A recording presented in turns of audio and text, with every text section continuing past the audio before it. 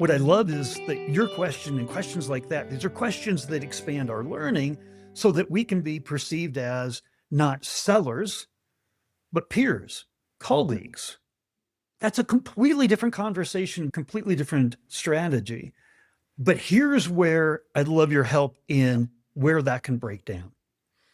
I can see how you can do that. You're very experienced. You're a CMO. You've been around the block a number of times, but speed and momentum to market are something that we have to do to scale. When you took a company from 0 to 100 million, it wasn't just you on the phone all the time, right? Mhm. You had to have high performance teams that can then take this kind of a go-to-market strategy, flip that funnel on the fraud, but it has to be scalable. How do we take this kind of engagement in customer insight and be able to scale it? Yeah, it is a great point, and that's the thing is like the early days are super fun, right? Where it's me and the CEO on every call, and that's it. I can then in the afternoon say, "Oh, let's change our messaging because they said something different." That's easy. And then you add sales and you add a bunch of people, and all of a sudden, like you're not on every call.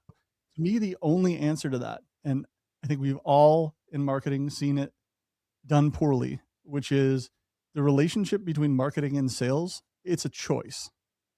I'm going to say that again. The relationship between marketing and sales is a choice. You can either have it be I'm marketing, I do marketing, I generate leads and I hand them over. I don't do anything with pipeline. I can't physically create pipeline. It's not my job. I don't go into Salesforce and say, yes, this is a qualified lead. I don't do that. My job is to hand over leads. You know what happens when that's what you do? You hand things over to sales and sales says, your leads suck. They aren't ready. They have never even heard of us. And then marketing says, yeah, well, if you could sell something, they'd be perfect because they downloaded our white paper. So they're obviously ready to buy. Like you've seen that, you've been there. I never want to do that again. Instead, it's okay, well, what are we actually trying to do together? I'll tell you what we're trying to do. We're trying to build pipeline. Awesome. That doesn't mean strictly demand gen. It means we're trying to build pipeline now and in the future because not everybody's ready to buy now. And so we have to be there when they are ready. And to do that, there's a thing called brand that's different from demand, where we have to build something so that when the time is ready, then we are an obvious choice. On the demand side, it's what do we actually really need to do? I mean this in like a spreadsheet straight up form, which is all right, our average sales price is this, our goal is this. Let's just make up a number. Let's say we close at X percent. And okay, great. We need this much pipeline, right? Yeah. How are we going to do that? Is it all on me? Is it all on you? No. All right. How are we tracking this together that we know it's working? That's just at the super, super high level of why are we deciding to do this event, not just because you want to go golfing with your buddy, but instead because there's a reason and there's people there that we want to talk to. Got it.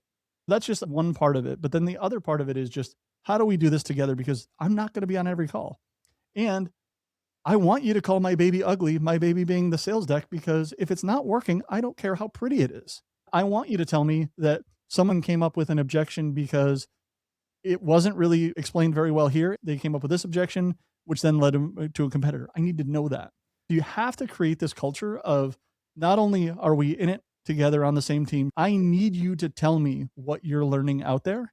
I need to actually turn it into something that changes our message that we put out there and deliver and that I enable you to go do. By starting from the very beginning on there is no us versus them, there is no we're just there to spend money and send you to events, but instead we're both accountable. That's the only way that you can do it when speed matters. I think over time, and if you've been at a company for 10 years and you've already got some built in pipeline and momentum, you've got a ton of customers, that's one thing and it's different. It's slower. But if the game is how quickly can we 6x our revenue from last year, well, then we all kind of know it's not impossible, but it's really hard. And if it's really hard and you got a hard job and I got a hard job, we've got a hard job together that we're going to talk about drinks. We're going to war together, right? You build that culture when you're on the same football team and you have this shared experience, but also a shared goal. I think everything changes and there's no pointing fingers and there's no, I want this attribution. Instead, it's, we've got to move at hyper speed, put all of that friction aside. And how do we do it together? When you're part of teams like that, it's just something special. I had this vivid visual that a lot of marketing and sales departments work as part of a baton race. Marketing creates leads and you pass it off. And then sales grabs the baton and then they go and they try to close the deal. And you stop the race and you go back and you prepare for the next lead and the next handoff versus we're all in the race the whole way through. We're all all accountable. we're encircling them. There you go. There are graveyards of CMOs out there that have been perceived as you are only as good as your last lead that you brought into the organization. You're one of the biggest cost centers in the business here. If you're not generating leads that we can close, what role do you have? Where actually the hard part is closing deals.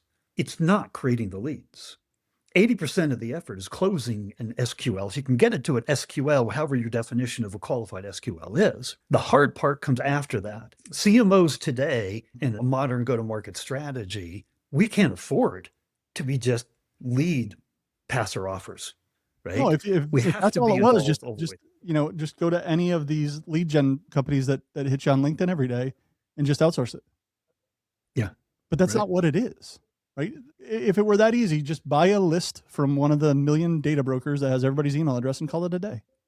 It just doesn't Yep. work like that.